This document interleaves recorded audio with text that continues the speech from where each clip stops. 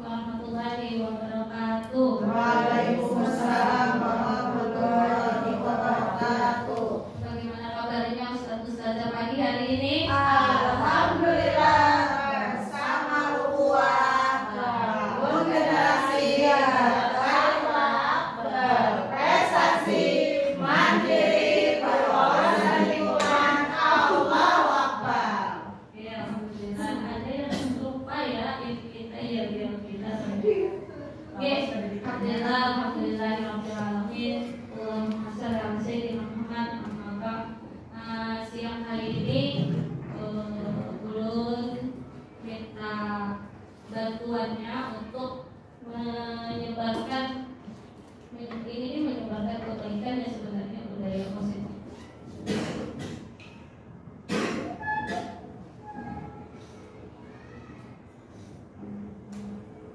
Hari ini agendanya adalah desiminasi modul 1.4 budaya positif, dan ini adalah tugas dari CGP, calon guru penggerak. Calon guru penggerak angkatan 11. Kita izin tolong nanti disimak kalau memang ada nanti kasus yang dibahas, tolong keaktifan ya. Oke, langsung saja. Pertama-tama mari kita buka desiminasi hari ini dengan bersama membaca surat Al-Fatihah.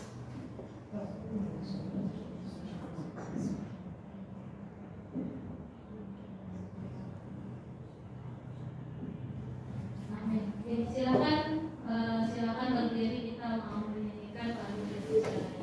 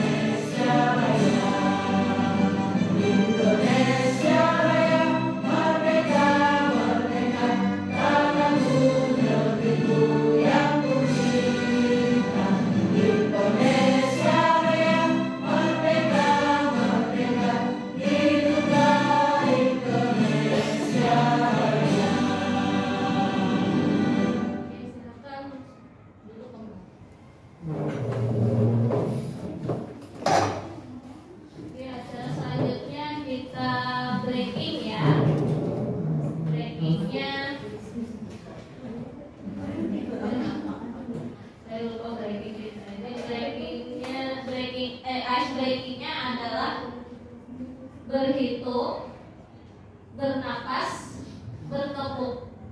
Nah, nanti kita bikin lingkaran berhitung, bernapas, bertepuk. Jadi kalau berhitung misalnya nih, kalau saya nanti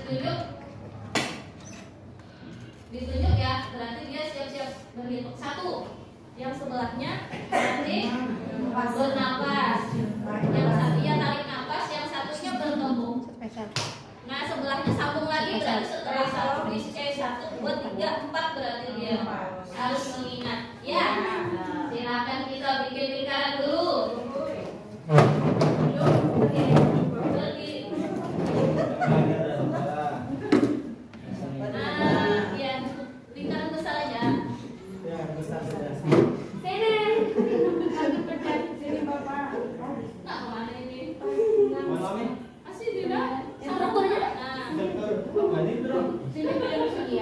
Berhitung, bernapas berarti tarik nafas saja. Kalau batuk pasti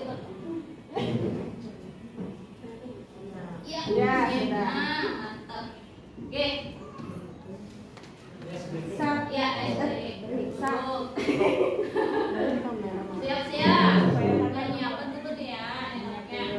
Berhitung, bernapas, kalau berhitung bisa aja. Satu ya, berarti bernapas. Biar berfoto. Empat, dua, Empat. Soalnya satu, dua, tiga,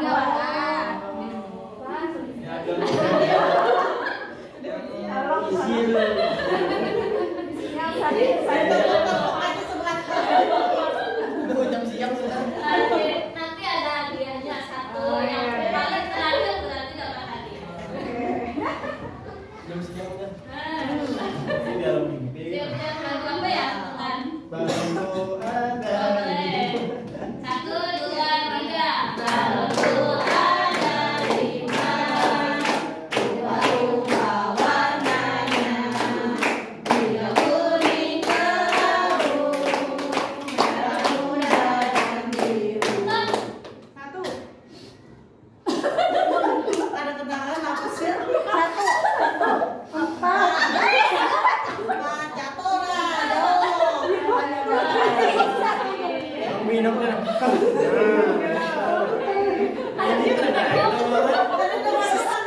Ada ekspres gitu.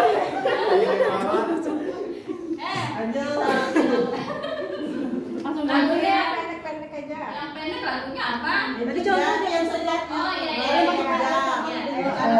Selesai. Merah muda dan biru. Bagus dalam tiga bulan. Satu. Empat.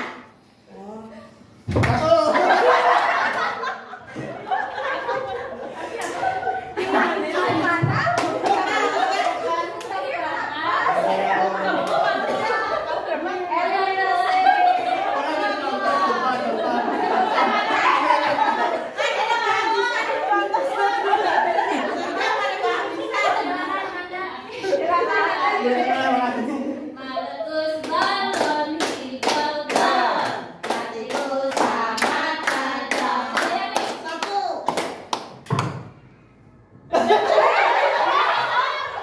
Halo, saya lagi.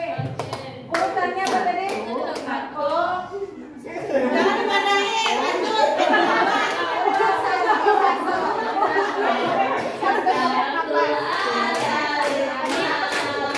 Rumah-rumah warnanya. Iya, tuh. Apa?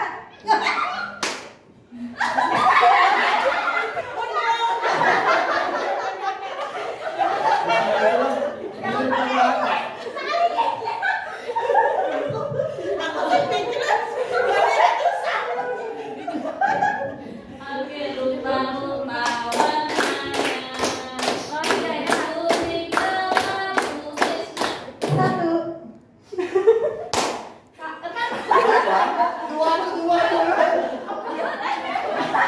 Kenapa sih?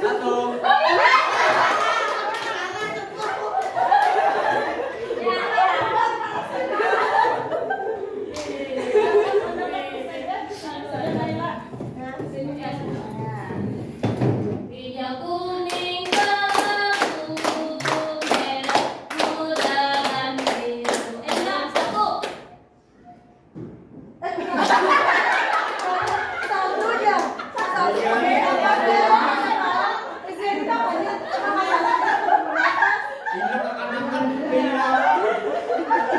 Makanya udah mulai sih dia mau. Jangan dia dihitung. Apa? Kuning kelabu, merah muda dan biru. Oke, satu. Empat.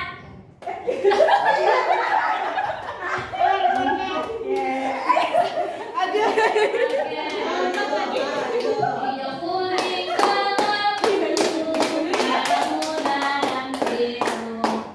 Ayo. Masih itu kan?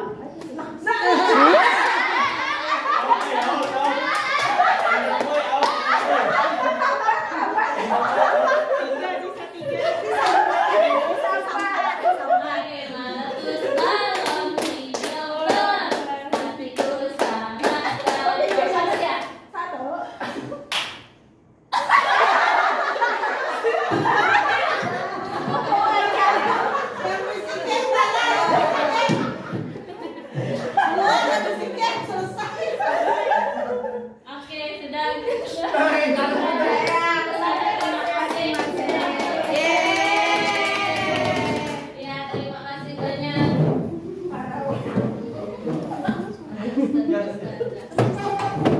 mana? Nah, kita mulai kan dari inti kita yaitu membahas tentang budaya positif. Oke, budaya positif merupakan perwujudan dari nilai-nilai atau keyakinan universal yang diterapkan di sekolah. Budaya positif dapat mendorong murid untuk berpikir, bertindak, dan mencipta sebagai proses memerdekakan dirinya sehingga murid mampu mandiri dan bertanggung jawab. Oke, ini mispersepsi tentang teori kontrol. Biasanya kita di kelas itu pasti berpikir bahwa anak-anak ini aku beri aturan, mereka ini tertib. Itu berarti aku bisa mengontrol siswa. Padahal itu bukan anak itu bisa dikontrol. Itu sebenarnya anak bisa tertib itu atas kemauan mereka. Jadi intinya kita nggak bisa mengontrol orang. Yang bisa mengontrol orang manusia itu dirinya sendiri. Itu ya. Oke, kita lanjut. Konsep inti dari budaya positif terdiri dari beberapa bagian. Nah, nanti di dalam inti budaya positif ini ada 7 yang dibahas. Yang pertama adalah perubahan paradigma belajar. Yang kedua disiplin positif. Yang ketiga kebutuhan dasar manusia. Yang keempat motivasi perilaku manusia. Yang kelima posisi kontrol. Yang keenam keyakinan kelas. Yang terakhir segitiga restitusi. Oke, kita bahas yang pertama dulu, pembelajaran dengan paradigma baru. Kita bisa baca di sini ya, pembelajaran dengan paradigma baru merupakan pembelajaran yang dirancang berdasarkan prinsip pembelajaran berdiferensiasi, sehingga murid dapat belajar sesuai dengan kebutuhan dan kemampuan berdasarkan pada tahap perkembangan sesuai dengan teori psikologi modern untuk mewujudkan profil pelajar Pancasila. Profil pelajar Pancasila sudah di sekolah kita sudah kita terapkan. Ada berapa saja? Ya, ada 6. Yang pertama beriman, bertakwa kepada Tuhan Yang Maha Esa, dan berakhlak mulia. Yang kedua, iya, berkebinekaan global. Yang ketiga, bergotong royong. Keempat, kreatif. Yang kelima, bernalar kritis. Yang terakhir, mandiri. Oke, kita bahas yang nomor 2, disiplin positif. Disiplin positif adalah merupakan kebiasaan-kebiasaan pada hal yang baik yang meliputi sikap atau perilaku maupun tutur kata oleh seluruh warga sekolah, terutama bagi murid, agar dapat berkembang menjadi pribadi yang berpikir kritis, mandiri, dan bertanggung jawab. Nah, sebagai pendidik, tujuan kita adalah menciptakan murid yang memiliki disiplin diri sehingga mereka memiliki perilaku yang mencerminkan pada nilai-nilai kebajikan universal, yang memiliki motivasi dalam diri menuju ke arah yang lebih baik, menuju perubahan ke arah yang lebih baik. Yang ketiga, kebutuhan dasar manusia. Nah, ini tidak di kami dalam lingkungan kami di Guru Tidak Studi baru-baru ini membahas tentang kebutuhan dasar manusia. Kebutuhan dasar manusia merujuk pada kebutuhan fundamental yang harus dipenuhi agar seseorang dapat bertahan hidup, berkembang, dan mencapai kesejahteraan baik secara fisik, mental, dan sosial. Kebutuhan dasar manusia adalah kebutuhan yang paling esensial untuk mendukung kehidupan seseorang, baik secara psikis maupun psikologis. Ada 5 kebutuhan dasar manusia. Yang pertama, bertahan hidup. manusia itu kebutuhannya bertahan hidup memerlukan makan, pakaian, tempat tinggal, keamanan, kesehatan ya. Yang kedua, perlunya kasih sayang dan rasa diterima. Nah, baru-baru ini tadi saya di kelas menemukan ini anak-anak yang perlu perhatian. Dia berarti anak-anak yang minta perhatian ke kita. Kayaknya mereka ini termasuk ke dalam sini nanti kekurangnya kasih sayang dan rasa diterima. Apa saja rasa diterima itu? Rasa diterima, dipedulikan, berbagi, kerjasama, dan menjadi bagian dari kelompok. Ini biasanya anak-anak yang suka menyendiri atau dia bikin sesuatu yang menjengkelkan guru. Ini juga kayaknya masuk ke kasih sayang dan rasa diterima karena dia bikin jengkel kan. Akhirnya dia tuh sebenarnya dia tuh mau mencari perhatian. Akhirnya anak-anak yang seperti ini yang bisa jadi di rumahnya kurang kasih sayang. Oke, yang ketiga penguasaan. Harga diri, keinginan untuk dianggap, memimpin, berprestasi, diakui dan didengar. Ini berarti kebutuhan seseorang ini pasti ya minta dihargai. Kita capek-capek kerja tapi nggak dihargai kan gimana gitu ya. Kita lanjutkan kebebasan. Nah, setiap manusia juga memerlukan kebebasan. Mandiri, memiliki pilihan, mencoba hal yang baru. Memiliki pilihan berarti dia nggak mau ditentukan ya pilihannya. Dia memilih terserah dia sendiri. Mencoba hal yang baru dan mampu mengendalikan arah dirinya. Jadi nah ini tadi kayaknya masuk ke posisi kontrol. Kenapa? Karena maksudnya bahwa manusia itu nggak bisa dikontrol orang lain. Dirinya sendiri yang mengontrol dirinya. Ya, kita lanjutkan. Yang kelima adalah kesenangan. Setiap anak, kenapa anak-anak itu suka bermain? Ternyata mereka masuk ke sini. Manusia, kebutuhan dasar manusia memerlukan bermain, humor, antusias dan tertawa. Jadi anak-anak tertawa berlebihan. Kayaknya perlu juga ya kita kontrol, nggak langsung lepas. Tapi ya itu tadi mereka perlu tertawa. Kalau mereka mau tertawa silahkan, tapi jangan berlebihan. Oke, nah ini ada kasus kita diskusikan. Ibu Dani sedang menjelaskan pelajaran bahasa Inggris di papan tulis. Namun beliau memperhatikan bahwa Fajar malah tidur-tiduran dan tampak tak acuh pada pelajarannya. Fajar coba jawab pertanyaan nomor 3 kata sih. Maju ke depan dan kerjakan di papan tulis. Fajar pun tampak malas-malasan maju ke depan. Dan sesampai di depan papan tulis pun Fajar hanya diam terpaku. Ini sering ya kayaknya terjadi pada anak kita. Sambil memegang buku bahasa Inggris dan memainkan spidol di tangan. Terus kata ibunya, ayo Fajar, makanya jangan tidur-tiduran. Lain kali perhatikan.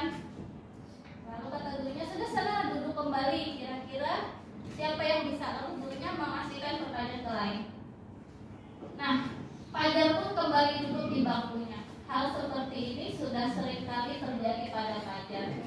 Seperti tidak memperhatikan, acuh tak acuh, dan nilai-nilainya pun tidak terlalu baik.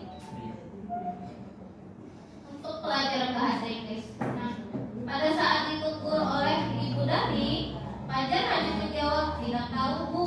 Ibu Dani pun menjawab diri, gimana kamu Fajar? Kamu tidak kasihan sama ibu ya? Ibu sudah capek-capek mengajarkan kamu, tidak kasihan sama ibu. Dan Fajar pun dia membisu. Nah, dari kasus ini kira-kira kebutuhan dasar apa yang belum terpenuhi? Ada yang bisa memberi tanggapan? Jadi malas-malasan, acuh-acuh, terus disuruh ibunya nggak bisa. Kira-kira masuk ke mana nih? Kebutuhan dasar apa yang pelajar perlukan? Apakah kesenangan tadi? Kita coba kembali ke ini tadi. Nah, apakah bertahan hidup, kasih sayang, penguasaan, kebebasan, atau kesenangan? Iya, Ustazah Yani. Kasih sayang dan rasa diterima. Mantap. Kita lihat jawaban Ustazah Yani apakah benar? Iya. Mantap Ustazah Yani.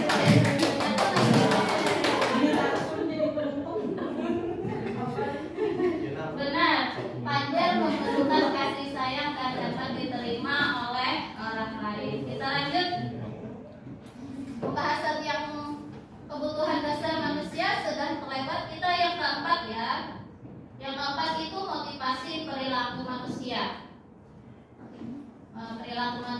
Motivasi perilaku manusia ada dua.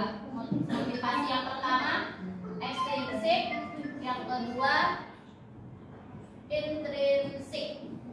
Apa itu motivasi ekstrinsik? Contohnya, nah ini biasanya motivasinya kalau untuk menghindari hukuman atau ketidaknyamanan. Biasanya kalau kita datang ke sekolah, motivasi kita apa? Kalau hanya untuk menghindari hukuman, supaya kena SP berarti kan menghindari hukuman ya. Itu berarti masih motivasinya masih ekstrinsik. Yang kedua, untuk mendapatkan imbalan penghargaan dari orang lain. Voucher yayasan. Nah, itu berarti motivasi kita bekerja ke sekolah di tepat waktu itu masih motivasi ekstrinsik. Oke, kita lanjutkan. Motivasi intrinsik. Nah, ini yang diperlukan untuk menjadi orang yang mereka inginkan dan menghargai diri sendiri dengan nilai-nilai yang mereka percaya. Motivasi intrinsik ini kita datang ke sekolah tepat waktu itu bukan karena kena SP atau mendapatkan penghargaan, tapi karena kesadaran tanggung jawab. Nah, ini yang masuk ke motivasi intrinsik. Semoga Ustadz dan Ustadzah di sini motivasinya yang ini ya. Ya nggak apa-apa kalau masih mengharapkan voucher kan kayak saya. Tapi saya usahakan yang ini intrinsik. Oke, motivasi perilaku manusia juga ada berupa hukuman. Nah, hukuman ini ada yang tidak terencana ya, tiba-tiba tahu-tahu dihukum aja anak nih, nggak tahu apa-apa dihukum. Soalnya nggak ada kesepakatan jelas, tahu-tahu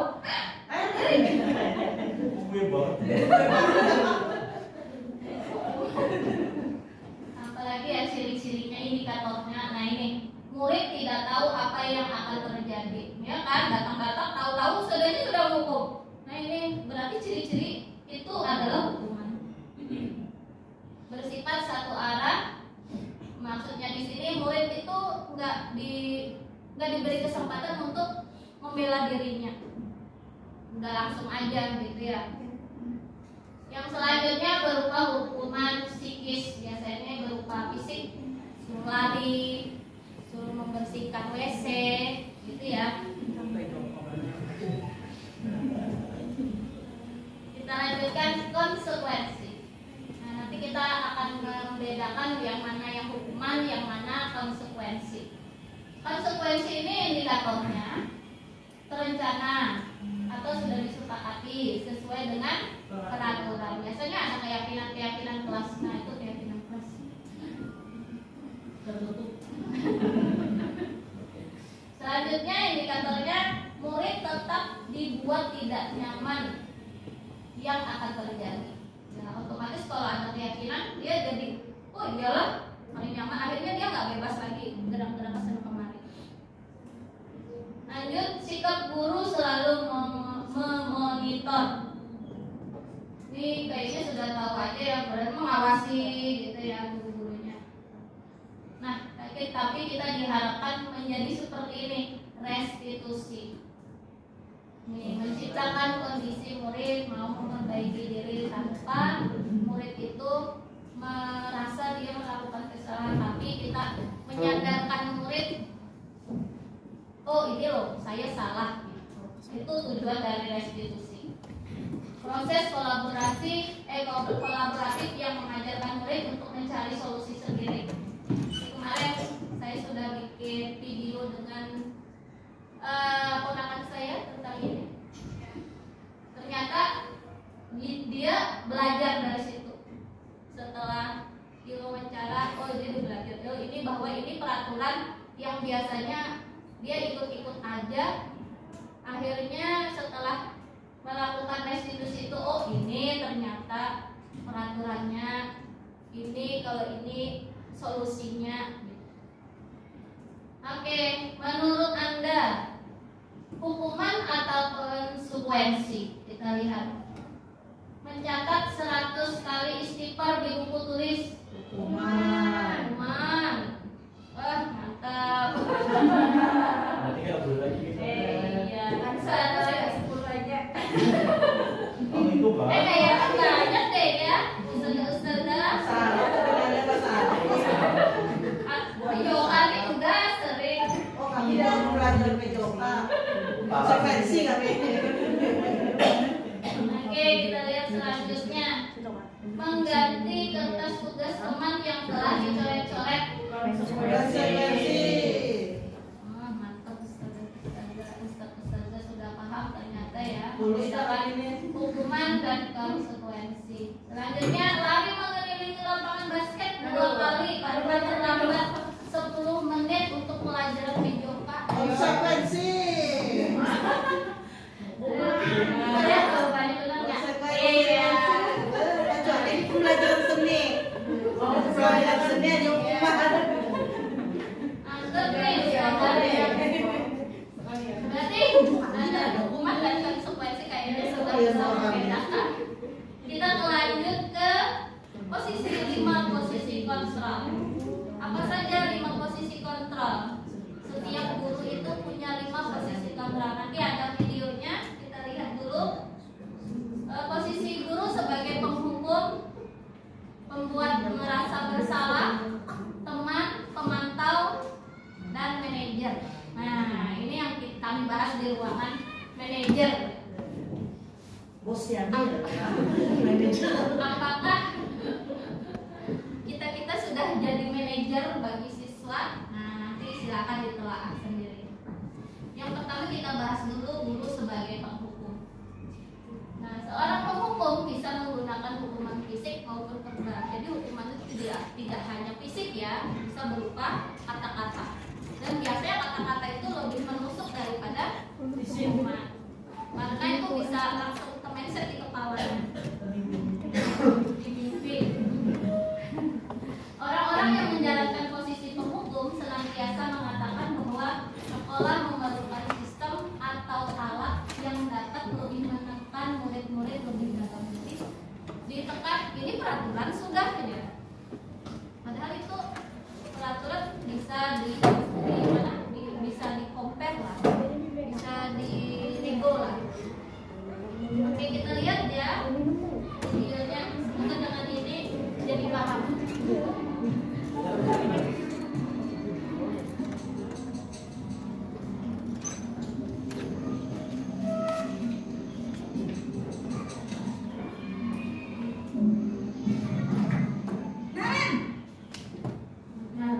Sini kamu.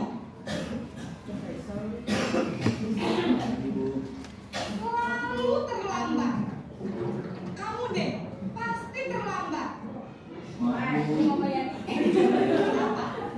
Apa coba? Alasan kamu apa lagi? Kapan sih kamu tidak terlambat? Malas sekali ya kamu jadi anak. Saya Dasar pemalas.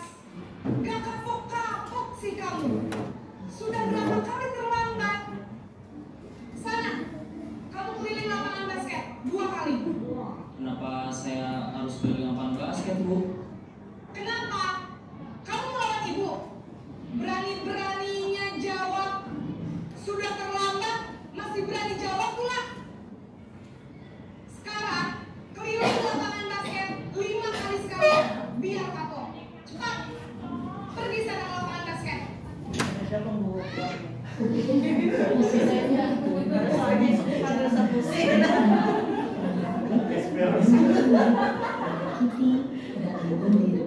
Hukuman bisa berupa fisik maupun psikis. Ibu dan bapak guru hebat. Dampak yang terjadi pada murid ketika guru berada pada posisi pemukul adalah murid cenderung akan memberontak, bahkan menyimpan dendam. Oke, itu tadi posisi pemukul. Jadi murid bisa jadi pendendam ya sama gurunya atau sama ya minimal guru mediocre lah.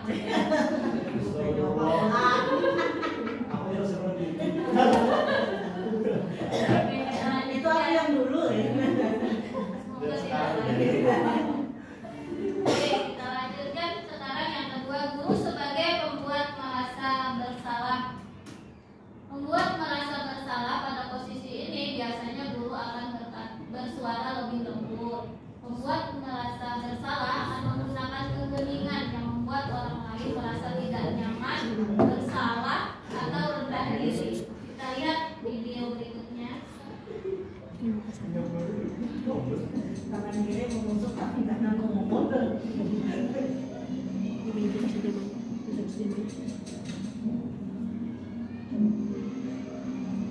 Naren,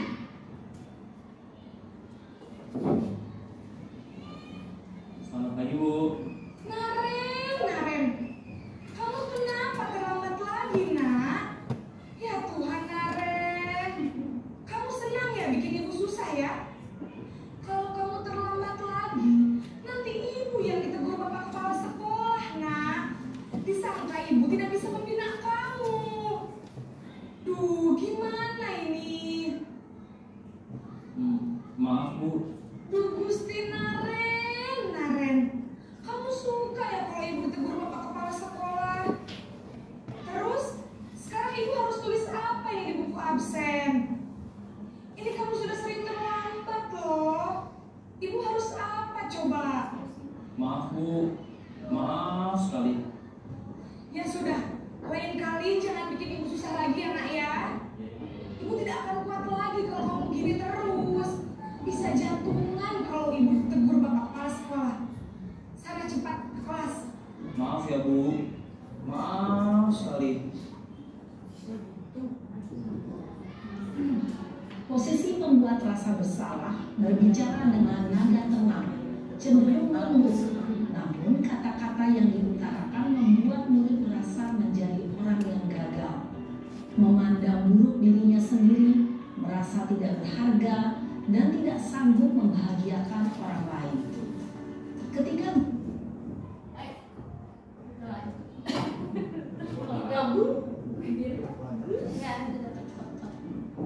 Oke, kita lanjutkan dulu sebagai teman.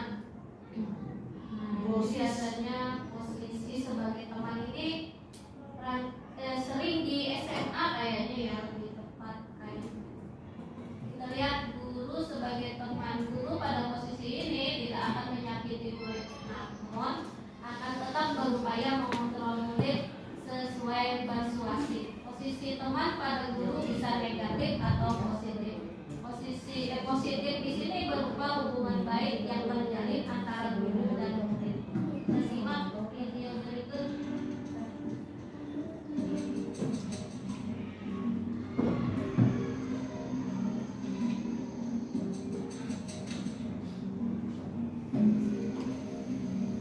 Naren,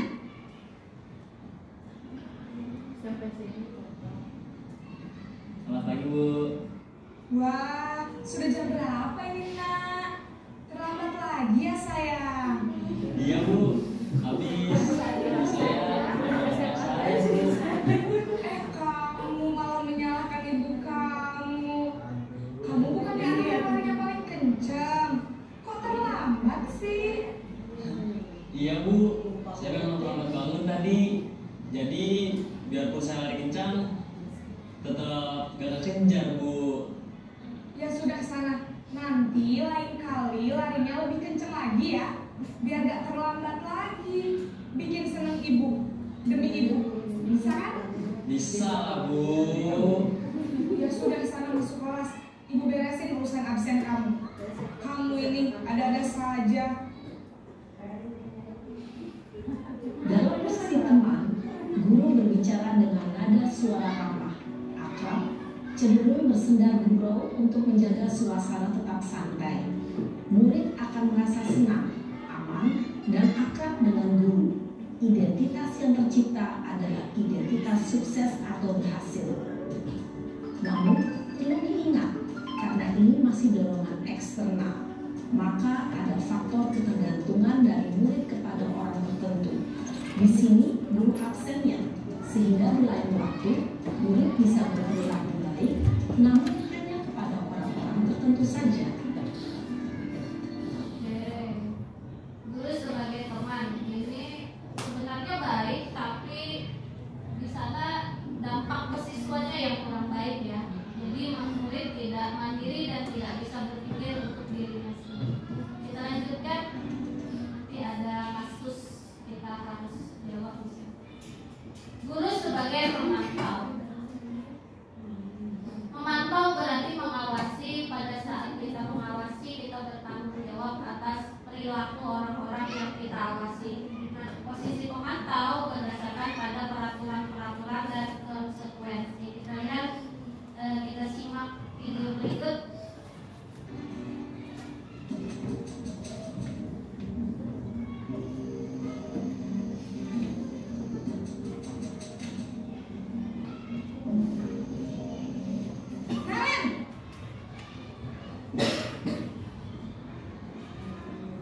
Selamat pagi, Bu. Naren, apa peraturan sekolah kita tentang jam berapa kita harus masuk sekolah, nak? Kita harus di sekolah jam 7, Bu. Iya betul, sekarang sudah jam 7.20. Naren sudah tahu konsekuensinya jika terlambat hadir. Paham, Bu. Saya harus tinggal kelas pas jam istirahat selama 20 menit. Iya benar, konsekuensinya demikian.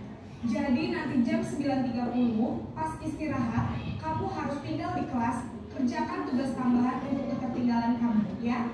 Baik, Bu. Posisi pemantau mengandalkan penghitungan atau data untuk mengontrol murid. Guru mengarahkan murid berdasarkan peraturan dan konsekuensi. Seorang pemantau menunjukkan bahasa tubuh dan ekspresi wajah yang datar dan cenderung formal. Ini juga posisi sebagai pemantau ini kurang tepat ya sebagai guru. Diharapkan nanti kita jadi posisi yang terakhir, guru sebagai manajer. Posisi ini guru berbuat sesuatu bersama dengan murid, mempersilahkan murid mempertanggungjawabkan perilakunya, mendukung murid agar dapat menemukan solusi atas permasalahannya sendiri. Nah, ini nanti kita simak dulu, baru nanti ada yang kita bahas.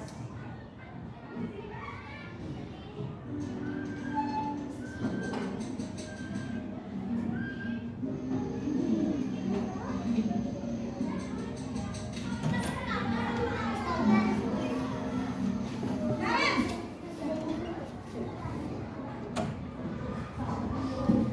Selamat pagi, Bu. Selamat pagi, Naren. Maaf, Bu. Saya terlambat. Iya, sekolah masuknya jam 7, sekarang sudah jam 7.20. Jadi sekarang bagaimana ini, Naren? Maaf, Bu. Saya lupa setel alarm saya semalam.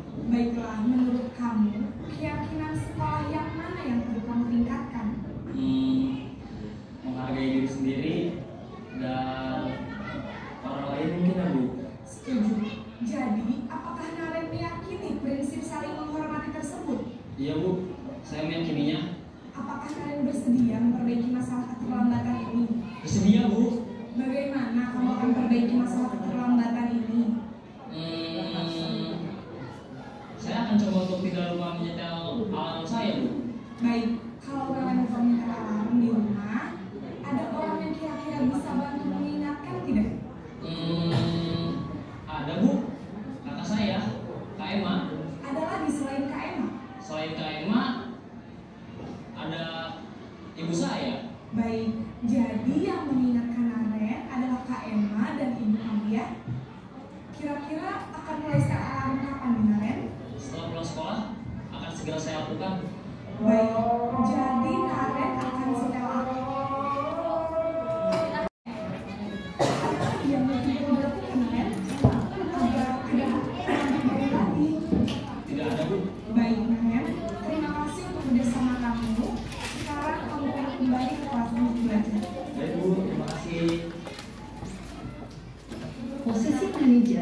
adalah posisi kontrol yang disarankan untuk membimbing murid memiliki sikap disiplin yang positif, yaitu murid yang mandiri, bertanggung jawab, dan dapat memecahkan masalah. Tujuan dari posisi ini adalah agar murid dapat berefleksi atas tindakannya. Guru akan dengan tulus memberikan pertanyaan-pertanyaan bermakna sehingga membuat murid dapat belajar. Jadi ya, posisi manajer ini diharapkan tumbuh di diri guru supaya apa? Supaya murid lebih mandiri, percaya diri, dan dapat memecahkan permasalahan. Berikut ada beberapa permasalahan, kita jawab. Posisi kontrol apakah aku? Saya kecewa sekali dengan kamu. Nah, kira-kira posisi kontrol apa ya? Memberi rasa bersalah. Memberi rasa bersalah. Wah, sudah ya. Sekali salah guna kamu.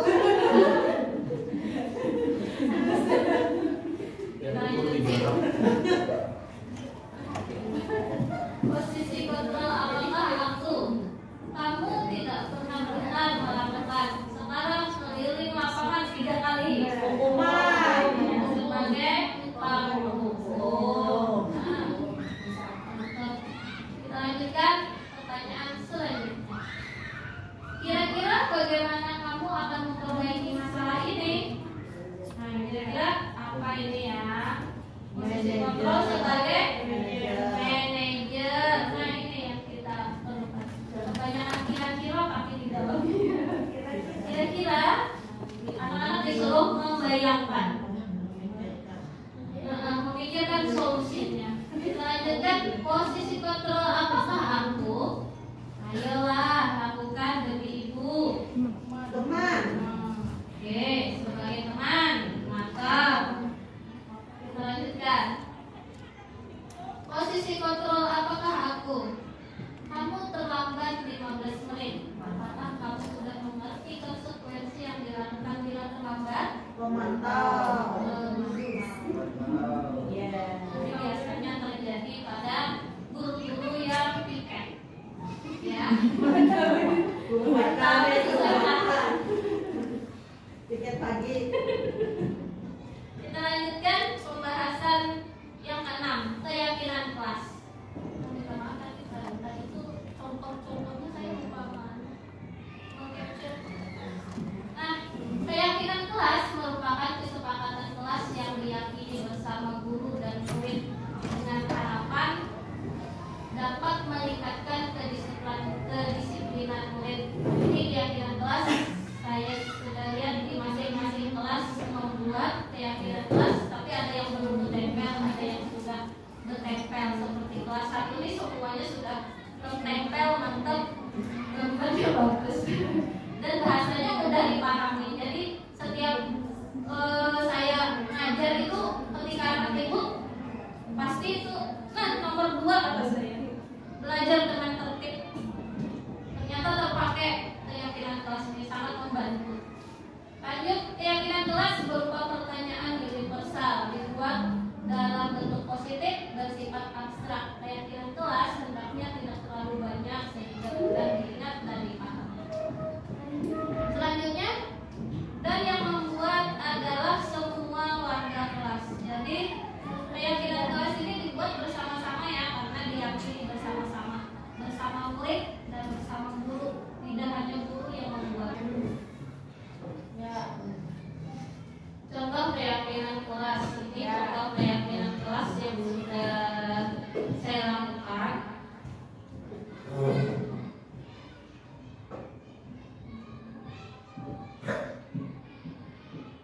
Ini contoh keyakinan kelas di kelas 1. Jadi keyakinan kelas ini mengambil nilai-nilai kebajikan seperti religius, disiplin, toleransi, peduli lingkungan. Pembahasan terakhir adalah segitiga restitusi. Segitiga restitusi adalah suatu proses dialog yang dilakukan guru agar dapat menghasilkan murid yang mandiri dan bertanggung jawab. Segitiga restitusi membantu murid memiliki tujuan, disiplin positif, dan memperbaiki dirinya setelah melakukan kesalahan. Jadi dia memperbaiki kesalahannya itu atas kesadarannya. Selanjutnya, restitusi bukan hanya untuk menebus kesalahan, namun untuk belajar, mengakui dan mau memperbaiki kesalahan. Ini tahapan segitiga restitusi. Tahapan segitiga restitusi ada 3. Yang pertama, menstabilkan identitas. Yang kedua, memvalidasi tindakan yang salah. Yang ketiga, menanyakan keyakinan. Kita bahas tahapan yang pertama, yaitu menstabilkan identitas. Biasanya kata-kata yang digunakan dalam menstabilkan identitas itu berbuat salah itu manusiawi. Itu kata-katanya ya, ciri khasnya, indikatornya lah. Yang kedua, tidak ada manusia yang sempurna di dunia ini. Yang ketiga, bapak atau ibu juga pernah melakukan kesalahan seperti ini. Itu kata-kata menstabilkan identitas. Kata-kata selanjutnya, bapak atau ibu tidak tertarik mencari siapa yang salah, tapi ibu atau bapak ingin mencari solusi dari permasalahan ini. Selanjutnya, kamu berhak merasa begitu. Biasanya kalau anak yang sering kelahi dalam kelas itu, kita harus stabilkan dulu identitasnya. Anak dulu sendiri. Ya dihalang disandingkan berdua, distabilkan identitasnya, ditanyai runutnya, bagaimana kejadiannya, baru nanti ini bisa jadi kata-katanya nanti berbuat salah itu manusiawi. Kamu berhak melakukan itu pada teman-teman. Nah ini kata-kata yang keluar biasanya itu ciri khas menstabilkan identitas. Selanjutnya tahapan validasi tindakan yang salah. Biasanya kata-katanya adalah seperti ini. Kamu pasti punya alasan mengapa melakukan ini. Nah ini salah satu ciri dari kata-kata validasi tindakan yang salah kepada siswa ya. Kedua, padahal kamu bisa melakukan yang lebih baik dari ini. Kemudian kata yang lain, kamu patut bangga pada dirimu sendiri karena kamu telah melindungi sesuatu yang penting buatmu. Kayaknya kalau ketika berkelahi juga itu ya kata-kata ini. Berkelahi aja saya bahas.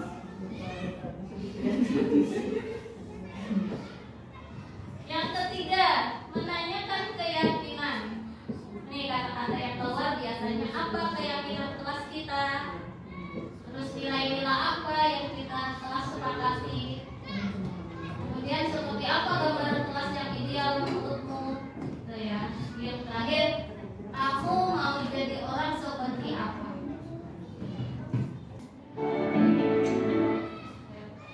Ini adalah tahapan segitiga restitusi yang sudah saya lakukan. Ada 2 kali di dalam.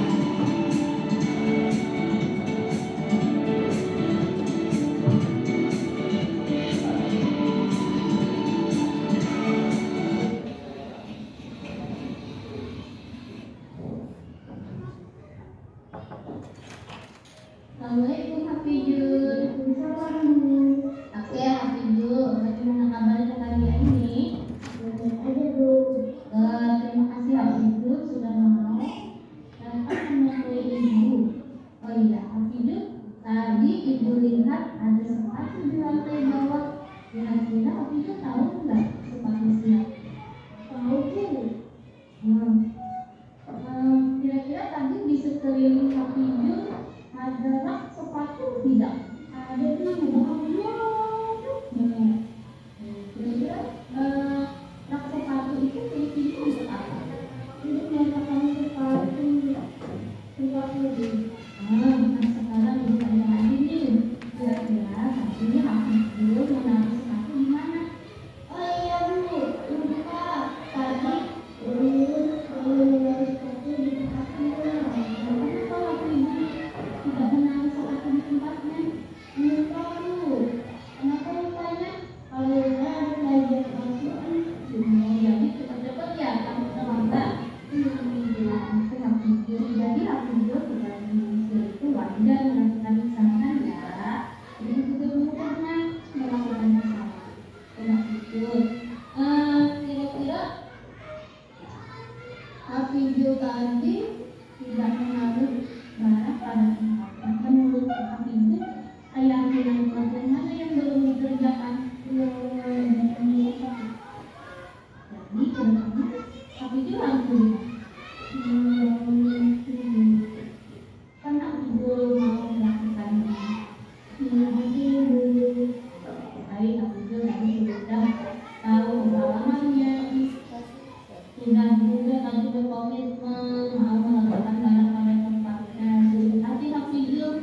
Silakan mobil kembali ke tempat.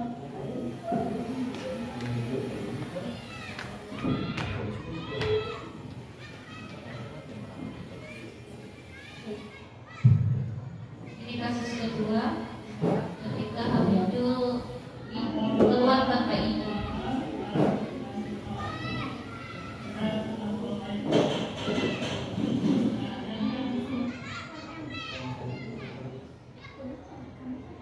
Selamat siang, Hafi Ibu. Selamat siang, Bu. Terima kasih Hafi Ibu sudah mau datang.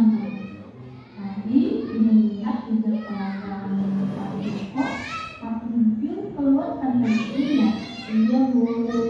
Kenapa Hafi Ibu keluar tanpa izin? Dia mau beli apa, Bu? Ada Pak. Coba kebelet ya? Hafi Ibu buang air itu adalah kebetulan dasar Hafi Ibu. Kalau disalah-salah akan menjadi politik. Nah, baik Hafizu. Biasanya kalau Hafizu mau keluar kelas, apa yang harus dilakukan? Kayak dulu, Bu. Nanti apakah Hafizu sudah izin ke Pak Joko? Belum, Bu. Kira-kira keyakinan kelas mana yang Hafizu belum lakukan? Orang yang bicara dulu. Menghormati atau menghargai orang lain. Oke, Hafizu. Kedepannya berarti apa yang harus Hafizu lakukan kalau mau keluar ruangan? Oke, Hafizu. Tadi Hafizu sudah mau mengakui kesalahannya, izin tanpa keluar. Kemudian sudah komitmen akad meminta izin kalau mau BAK. Hafizu, terima kasih sudah mau mengakui kesalahan dan sudah berkomitmen mau memperbaiki kesalahan. Silakan Hafizu boleh kembali ke kelas. Terima kasih. Sudah, Bu.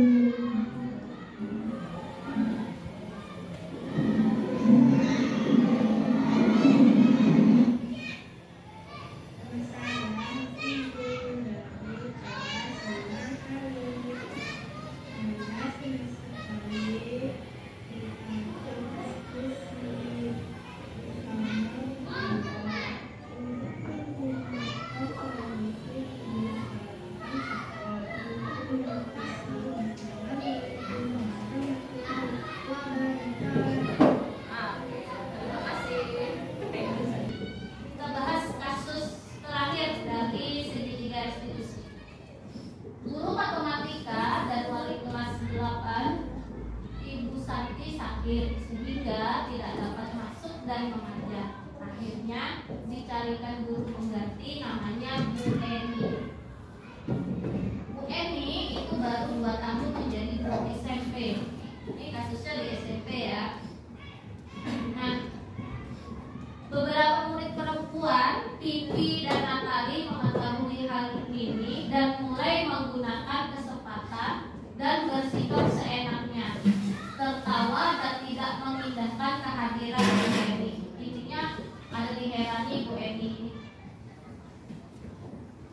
Selanjutnya Bu Eni mencoba menyapa Pipi dan Natali dengan ramah sambil mengingatkan mereka untuk tetap fokus pada pengerjaan tugas. Ayolah tugasnya dikerjakan, nanti ibu dituntut Bapak Kepala Sekolah kalau kalian tidak mengerjakan tugas.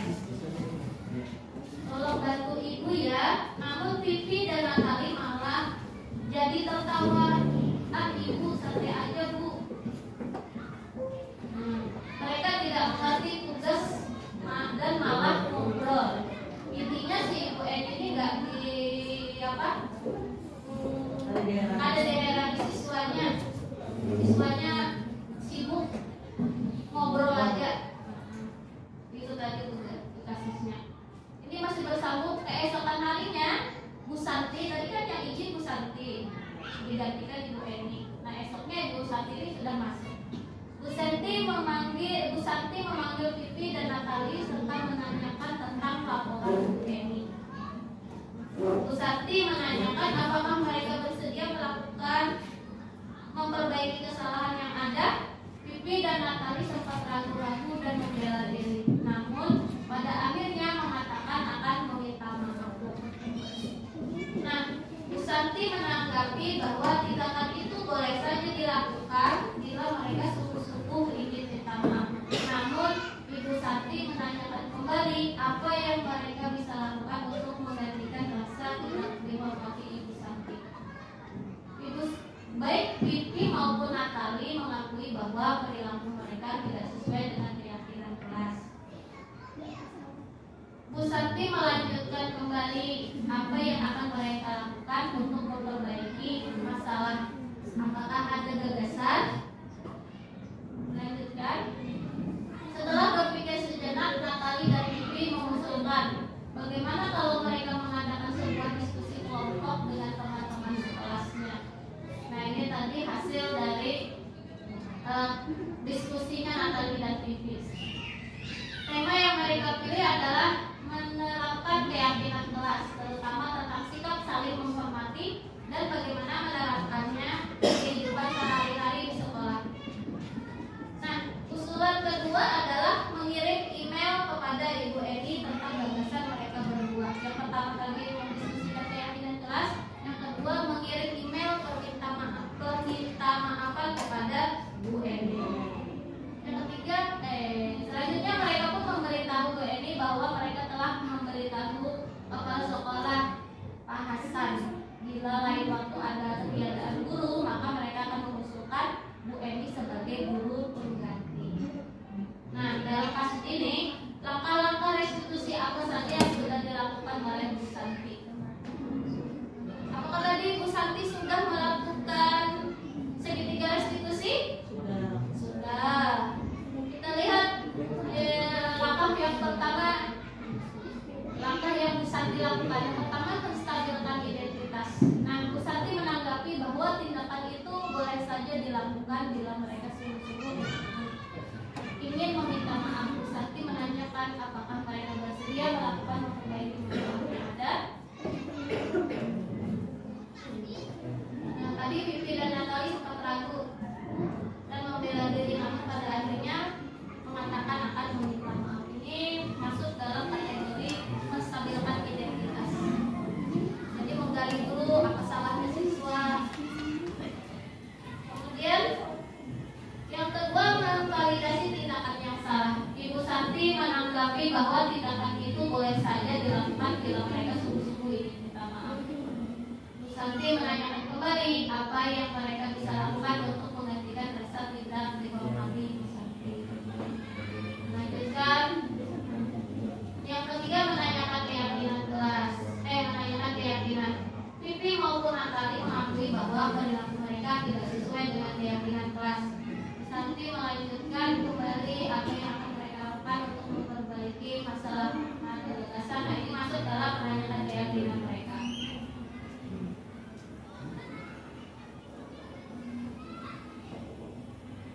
Oke, Bu Eni sebagai pembuat merasa bersalah karena dalam posisi ini siswa akan memiliki penilaian terhadap diri sendiri bahwa mereka melakukan sesuatu hal yang tidak baik, yaitu mengecewakan guru.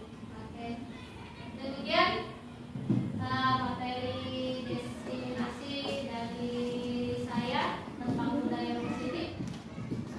Ada yang bisa merefleksi hari ini? Satu orang saja.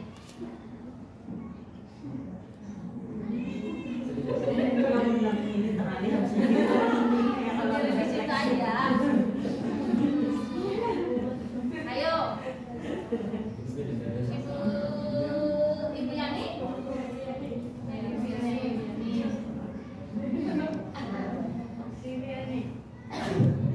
Refleksinya. Ternyata disiplin, baru tahu saya ternyata disiplin positif ini tujuannya sangat bagus untuk peserta didik. Kalau dulu kita hanya sebagai penghukum, ternyata berdampak besar bagi karakteristik peserta didik. Dari sini kita berproses menuju menjadi guru yang manajer. Dan ternyata saya juga mengetahui bahwa guru sebagai teman itu juga tidak baik karena tujuannya tidak tercapai, yaitu memandirikan peserta didik. Ternyata untuk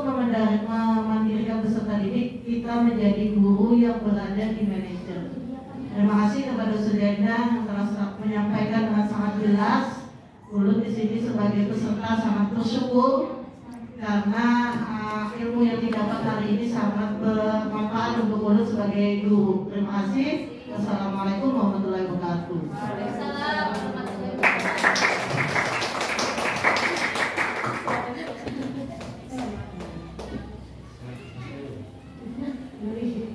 Oke, terima kasih Mas Mudayati refleksinya hari ini. Mantap sekali. Saya juga dari belajar dengan budaya positif ini jadi tahu posisi Ulun sebagai individu selalu terngiang-ngiang ketika di dalam kelas apa yang harus saya posisikan diri ini lebih baik kan tadi kalau bisa manajer kenapa harus jadi pembantu ya kan? Oke, Ulun akhiri diseminasi budaya positif dengan bersama-sama membaca hamdalah.